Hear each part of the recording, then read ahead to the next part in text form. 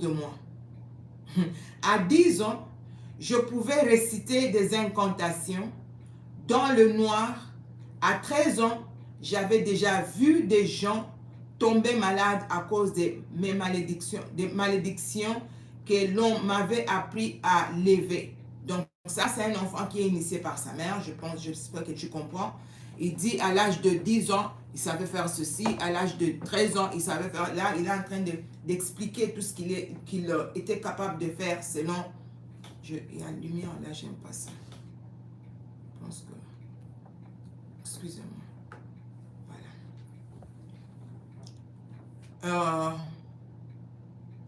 Et pourtant, j'avais encore peur, parce que c'est un enfant bien sûr, peur du sommeil, peur de mourir, peur d'un Dieu qu'on m'a appris à haïr. Mais une nuit, au plus profond d'un cimetière, entouré d'ossements et de silence, j'ai entendu une voix différente. C'était calme, mais empreint d'autorité. Il n'y avait que 3 mots. Tu n'as pas ta place ici. Cette nuit-là, tout a changé.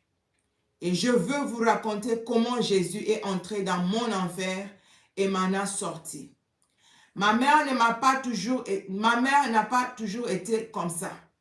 Elle était autrefois douce, même chaleureuse. Mais tout a changé l'année de la mort de mon père. Je me souviens avoir entendu de chuchotements la nuit.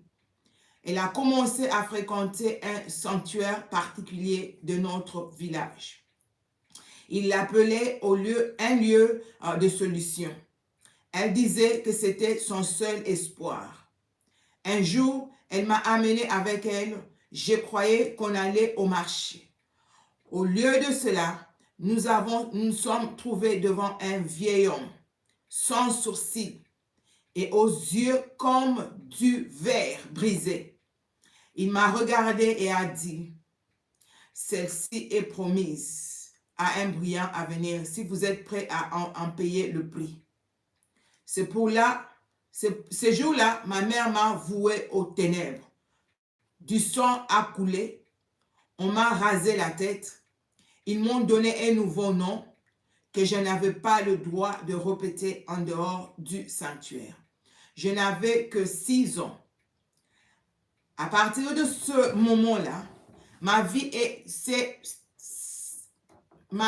scindée en deux.